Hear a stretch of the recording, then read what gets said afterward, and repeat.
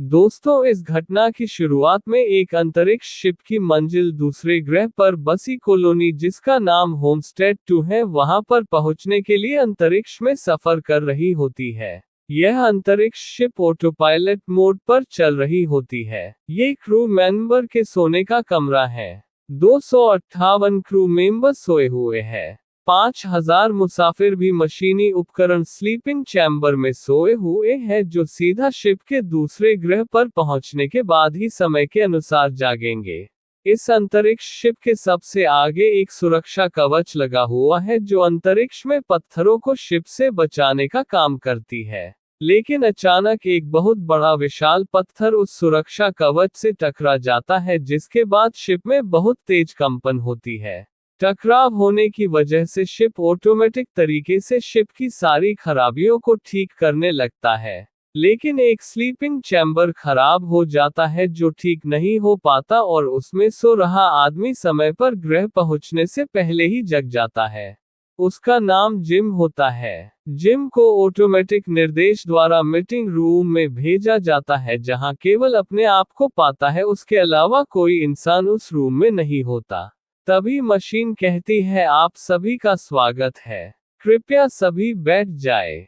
Gym machine से पूछता है कि बाकी के मुसाफिर किधर है। ये सुनकर मशीन बोलती है कि यहाँ 5000 मुसाफिर और 238 क्रू मेंबर मौजूद है। ये सुनकर जिम समझ जाता है कि मशीन केवल ऑटोमेटिक निर्देश दे रही है। जिम भागते हुए बाहर की तरफ जाता है और पता करता है कि उसके अलावा कोई और भी जगह है कि नहीं। वह अंतरिक्ष शिप के बाहर भी देखता है। वह लिफ्ट लेता है जिसमें ग्रेविटी की कमी से वह हवा में तैरने लगता है। फिर जैसे तैसे ग्रैंड हॉल पर पहुंचता है। वहां भी उसे कोई नहीं मिलता। फिर वह कंट्रोल रूम के पास जाता है जो लॉक होता है। अब जिम को लगने लगता है कि शिप पर केवल वही जगा हुआ है, बाकी सब यात्री स्लीपिंग चैम्बर में ही सोए हुए हैं। ये सब देखकर जिम बहुत परेशान हो जाता है। फिर वह निर्देश रूम में जाता है जहां ऑटोमेटिक मशीन बताती है कि हम पृथ्वी से दूसरे ग्रह में जाने के सफर में हैं और हमें वहां पहुंचने में अभी लगभग 90 साल और लगेंगे। अभी यह शिप अपने सफर का 30 साल पूरा कर चुकी है। ये सब सुनकर जिम दंग रह जाता है। अब जिम समझ जाता है कि वह समय से पहले ही जग गया है। ये सोचकर जिम की आंखें भर आती है। थोड़ी देर बाद वह स्लीपिंग चैम्बर को ठीक करने की कोशिश में लग जाता है पर उसकी यह कोशिश काम नहीं कर पाती। फिर जिम सारे मशीनी औजार लेकर कंट्रोल रूम की तरफ जाता है और वह उस रूम को खोलने की पूरी कोशिश करता है पर वह नहीं खुल पाता।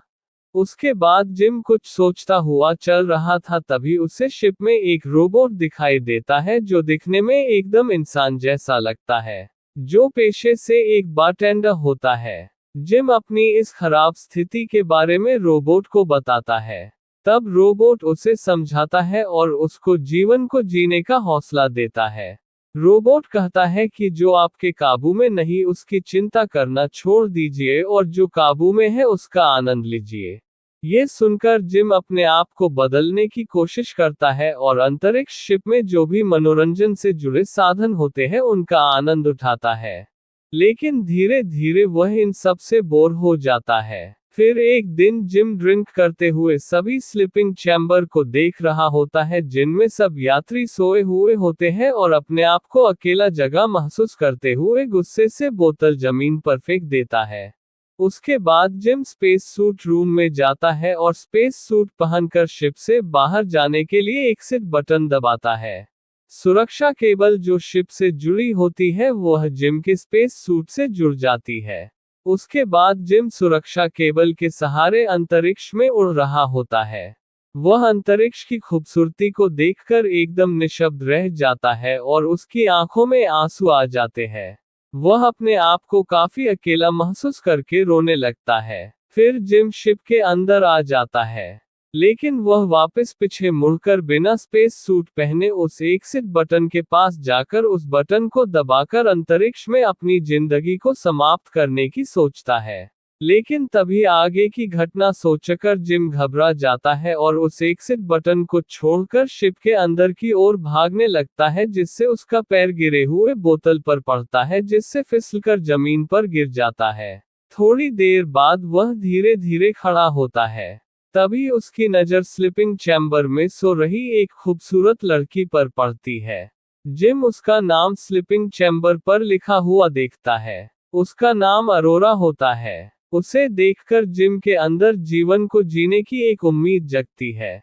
वह शिप लाइब्रेरी में उसके बारे में पता करता है। वह पेशे से एक लेखिका होती है। जिम कई घंटों तक रोबोट के पास बैठकर अरोरा के बारे में ही बात करता रहता है। रोबोट का नाम ऑथर होता है। एक दिन जिम की नज़र स्लीपिंग चैम्बर को खोलने वाली किताब पर पड़ती है। उसके दिमाग में स्लीपिंग चैम्बर में सो रही लड़की अरोरा को जगाने का आइडिया आता है। जिम अरोरा के स्लीपिंग चैम्बर के सामने खड़ा कई घंटे ये सोचकर बिता देता है कि ऐसा करना ठीक रहेगा या नहीं। वह अपनी सही गलत की सोच में उलझ जाता है। लेकिन जिम अपने अकेलेपन की वजह से खुद को रोक नहीं पाता और वह निर्णय ले लेता है कि वह अरोरा को स्लीपिंग चैम्बर खराब करके जगा देगा। जिम अरोरा के स्लीपिंग चैम्बर को खराब करके उस जगह से डरते हुए अपने कमरे में चला जाता है। अरोरा स्लीपिंग चैम्बर में से जगकर खड़ी हो जाती है। फिर थोड़ी देर बाद जिम अरोरा के पास आता है और अपनी की हुई गड़बड़ी को छुपाते हुए शिप की खराबी बताता है। उसके बाद समय से पहले जागने की गणना बताता कि अभी इस शिप को दूसरे ग्रह पर पहुंचने में 89 साल और लगेंगे। जिम अरोरा को बंद कंट्रोल रूम दिखाता है, तभी अरोरा की नज़र वहां आसपास रखे ढेर सारे मशीनी औजारों पर पड़ती है। अरोरा जिम से पूछती है कि तुम्हें कितना समय हुआ है मशीन से जगे हुए। जिम उसे बताता है कि उसे जगे 1 साल और 3 हफ्ते हो गए हैं। ये सब सुनकर अरोरा बहुत घबरा जाती है। फिर थोड़ी देर के लिए वह दूसरे रूम में आराम करने चली जाती है। जिम रोबोट के पास जाकर अपनी की हुई गड़बड़ी के बारे में बताता है और साथ ही जिम रोबोट से यह बात छुपाए रखने को कहता है। जिम रोबोट से कहता है कि सही समय आने पर वह अरोरा को सच बता देगा। जिम और अरोरा मशीनी साधन से बना खाना निकाल कर खाते हुए एक दूसरे को अपने अपने बारे में परिचय कराते हैं। दोनों में धीरे धीरे गहरी दोस्ती होने लगती है। कुछ दिनों बाद अरोरा भी जिम की तरह उस कंट्रोल रूम को खोलने की पूरी कोशिश करती है पर नाकाम रहती है। अरोरा कई कोशिशें करके थक जाती है। उसके बाद जिम अरोरा को रोबोट ऑथर से मिलवाता है। वहां कुछ देर डिनर करते हुए बातें करते हैं। फिर जिम अरोरा को स्पेस सूट रूम की तरफ ले जाता है। दोनों स्पेस सूट पहनकर अंतरिक्ष शिप से बाहर जाकर तारामंडल का आनंद उठाते हैं। अरोरा भी जिम की तरह अंतरिक्ष की सौंदर्यता को देखकर हैरान रह जाती है, जिसके बाद उन दोनों के बीच का रिश्ता और गहरा हो जाता है। कुछ दिनों बाद जिम अरोरा का जन्मदिन मनाता है। दोनों बारटेंडर रोबोट से ड्रिंक लेते हैं और ड्रिंक लेते समय अरोरा रोबोट से मजाक में कहती है कि तुमने मेरी आईडी चेक नहीं की, अगर मेरी उम्र पीने लायक ना हुई तो। तब रोबोट कहता है कि मैं एक जेंटलमैन के सामने आपकी उम्र नहीं पूछूंगा। अरोरा कहती है कि जिम जेंटलमैन नहीं है और वैसे भी हम दोनों के बीच कुछ छुपा नहीं है। तभी जिम वहां से चला जाता है अपने पास रखी हुई रिंग लेने, जिससे वह अरोरा के सामने शादी का प्रस्ताव रखेगा। रोबोट को लगने लगता है कि जिम ने अरोरा के स्लीपिंग चैम्बर को खराब करने का सच अरोरा को बता चुका है। रोबोट इसी सोच के साथ अरोरा से कहता है कि मुझे आज ही का दिन याद आता है, 1 साल पहले का जिम आपसे मिलने के लिए कितने बेताब थे। तब अरोरा आश्चर्य होकर पूछती है कि जिम मेरे से मिलने के लिए बेताब कैसे हो सकता है। तब रोबोट अरोरा से कहता है कि जिम कई दिनों तक यह फैसला करते रहे कि वह आपको स्लीपिंग चैम्बर से जगाए या नहीं। वह हमेशा आपके बारे में ही बात करते रहते थे। ये सब सुनकर अरोरा हैरान हो जाती है और समझ जाती है कि जिम ने ही उसे जानबूझकर स्लीपिंग चैम्बर खराब करके जगाया है। रोबोट अरोरा से कहता है कि जिम ने उसे बताया था कि यह उसकी जिंदगी का सबसे मुश्किल फैसला था। तभी जिम वहां आ जाता है और अरोरा को परेशान देखकर उससे कारण पूछता है। अरोरा जिम से हैरान होकर पूछती है कि क्या तुमने मुझे जगाया। तब जिम रोबोट की तरफ गुस्से से देखता है और समझ जाता है कि अरोरा को सब पता चल गया है। अरोरा रोते हुए जिम से पूछती है कि तुमने ऐसा क्यों किया। तब जिम कहता है कि वह खुद को ऐसा करने से रोक नहीं पाया। ये सुनकर अरोरा बहुत रोने लगती है और रोते हुए जिम को अपने से दूर रहने की चेतावनी देकर वहां से चली जाती है। अरोरा कई दिनों तक काफी परेशान रहती है, फिर एक रात वह जिम के पास जाकर उस पर लात घूंसों की बरसात कर देती है। जिम सब कुछ चुपचाप सहता है। उसके बाद अरोरा वहां से चली जाती है। जिम अपने किए पर पछतावा करने लगता है। फिर अगली सुबह अरोरा एक्सरसाइज कर रही होती है। जिम अपने रूम से ही ऑडियो स्पीकर से अपनी गलती अरोरा को समझाने की कोशिश करते हुए कहता है कि मैं उस समय काफी दिनों तक बहुत अकेला था। लग रहा था जैसे मेरी जिंदगी खत्म हो गई हो, पर जिस रात मैंने तुम्हें पहली बार स्लीपिंग चैम्बर में देखा तो मुझे तुम में मेरे जीने की उम्मीद नजर आई।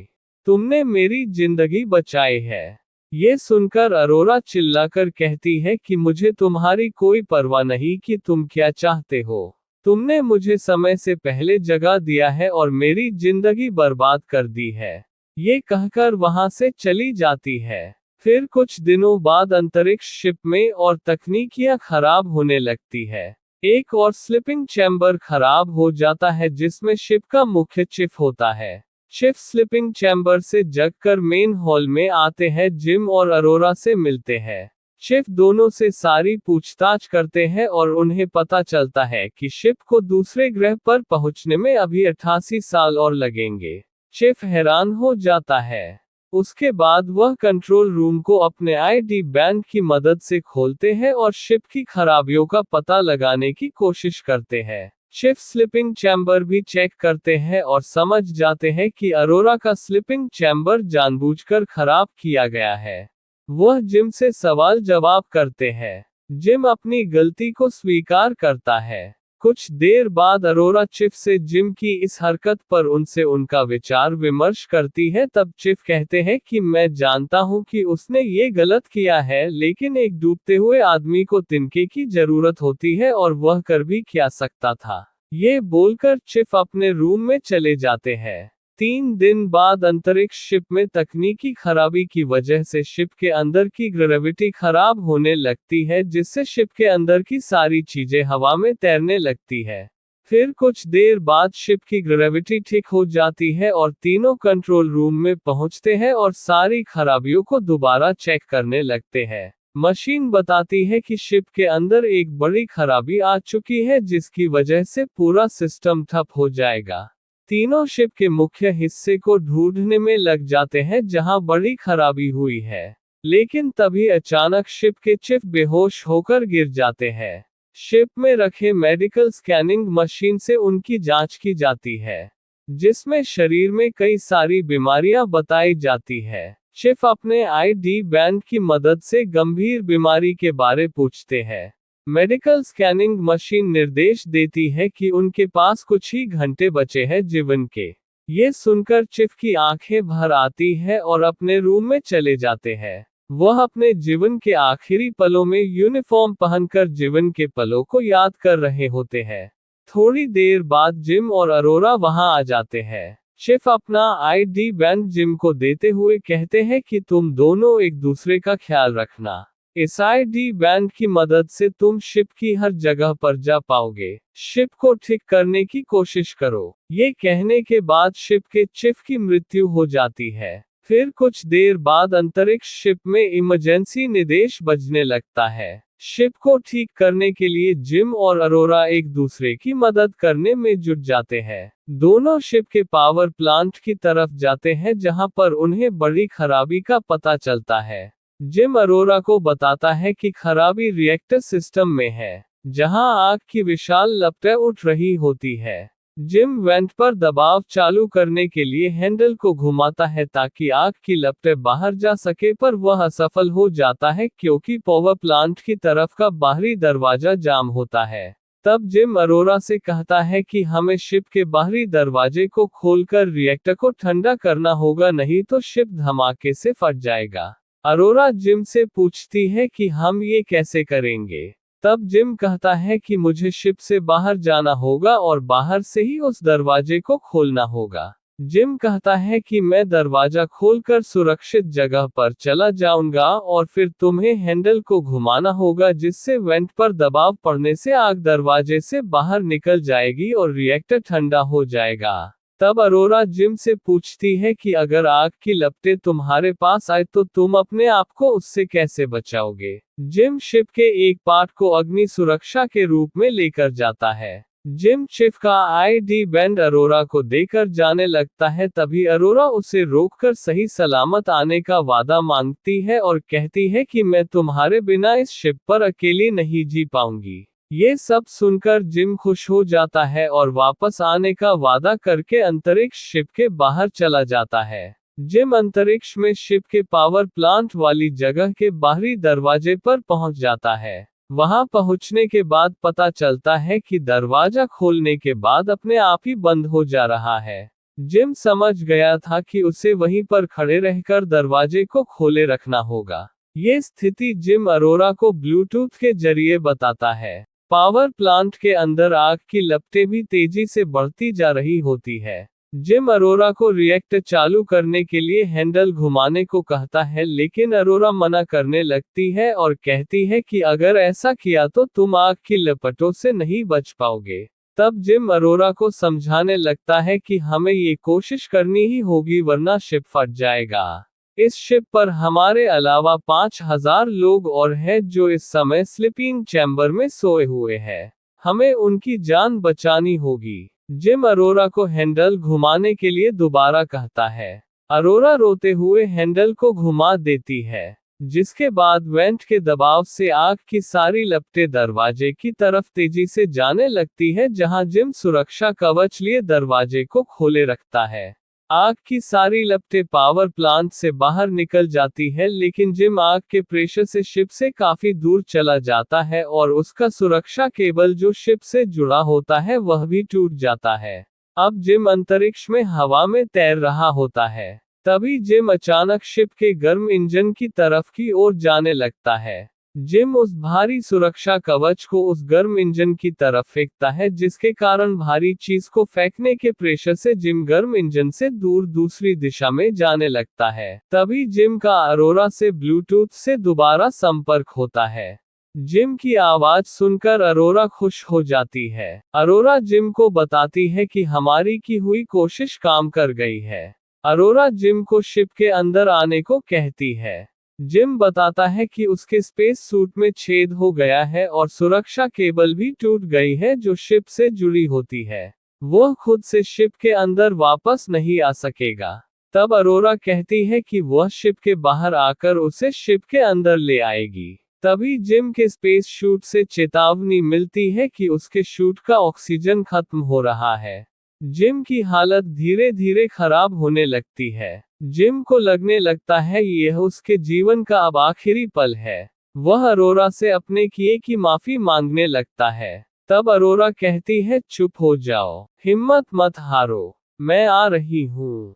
जिम अरोरा से कहता है कि काश हम दोनों 90 साल बाद मिले होते, तुम्हारे साथ जिंदगी बिताता और तुम्हारी लिखी हुई किताबों को पढ़ता। अब अरोरा स्पेस सूट पहनकर शिप के बाहर आ जाती है और जिम की लोकेशन को ढूंढ लेती है। वह तेजी से अंतरिक्ष में जिम की तरफ जाने लगती है, लेकिन अरोरा जैसे ही जिम के पास पहुंचने वाली होती है तभी उसके स्पेस सूट का केबल छोटा पड़ जाता है और वह जिम को नहीं पकड़ पाती। जिम अरोरा से दूर जाने लगता है। ये देखकर अरोरा फूट फूट कर रोने लगती है। तभी अचानक जिम के स्पेस सूट का केबल हवा में घूमते हुए अरोरा की तरफ आ जाता है। अरोरा उस केबल को तेजी से पकड़ लेती है और जिम को केबल के सहारे अपनी तरफ खींचने लगती है, जिससे जिम उसके नजदीक आ जाता है। अरोरा जिम को अंतरिक्ष से वापस शिप के अंदर ले आती है। जिम की हालत बहुत गंभीर होती है। अरोरा जिम को मेडिकल स्कैनिंग मशीन में लेटाती है, जिसमें मशीन बताने लगती है कि जिम की मृत्यु हो चुकी है। तब अरोरा गुस्से में मशीन से कहती है कि फिर इसे जिंदा करो। तब मेडिकल मशीन कहती है कि मेडिकल सेवाओं को चालू करने के लिए खास इजाजत चाहिए। तभी अरोरा को याद आता है कि जिम ने उसे चिफ का आईडी बैंड दिया था। अरोरा आईडी बैंड की मदद से मेडिकल मशीन को उपचार करने की इजाजत देती है। उसके बाद मेडिकल मशीन अपनी सारी सेवाएं चालू कर देता है। फिर कुछ देर बाद जिम की आंखें खुलने लगती है। ये देखकर अरोरा खुश हो जाती है। इस तरह उन दोनों ने मिलकर शिप में सो रहे 5000 लोगों की जान बचाई जो 88 साल बाद दूसरे ग्रह पर पहुंचने थे। करीब एक हफ्ते बाद जिम उस मेडिकल मशीन को नोटिस करता है और अरोरा को बताता है कि मेडिकल मशीन में एक सेटअप कमांड भी है जिसकी मदद से मानव शरीर को स्थिर करके लंबी नींद में भेजा जा सकता है। शिफ की आईडी बैंड की मदद से यह मेडिकल मशीन एक स्लीपिंग चैम्बर की तरह काम करेगी। जिम अरोरा से कहता है कि मैं तुम्हें इस मशीन की सहायता से गहरी नींद में वापस भेज सकता हूं जिसके बाद तुम 88 साल बाद नींद से जागोगी और नए ग्रह पर पहुंच जाओगी। तब अरोरा कहती है कि मेडिकल मशीन तो सिर्फ एक ही है, तुम इसके बाद अकेले रह जाओगे शिप पर। जिम कहता है कि पहले भी तो मैं अकेला रह चुका हूँ, मुझे कोई दिक्कत नहीं। अरोरा जिम से कहती है कि मैं तुम्हें इसके बाद फिर कभी नहीं देख पाऊंगी और वह फैसला कर लेती है कि वह जिम के साथ ही अपना पूरा जीवन इस शिप पर बिता देगी। दोनों अपना पूरा जीवन अंतरिक्ष शिप में ही गुजार देते हैं। 88 साल बाद अंतरिक्ष शिप सही सलामत 5000 मुसाफिरों के साथ सफलतापूर्वक दूसरे ग्रह पर पहुंच जाता है। तो दोस्तों, आशा करता हूँ कि यह कहानी आपको अच्छी लगी। और भी अच्छी कहानियां सुनने के लिए हमारे चैनल को सब्सक्राइब करें और अपने दोस्तों के साथ शेयर करें। धन्यवाद।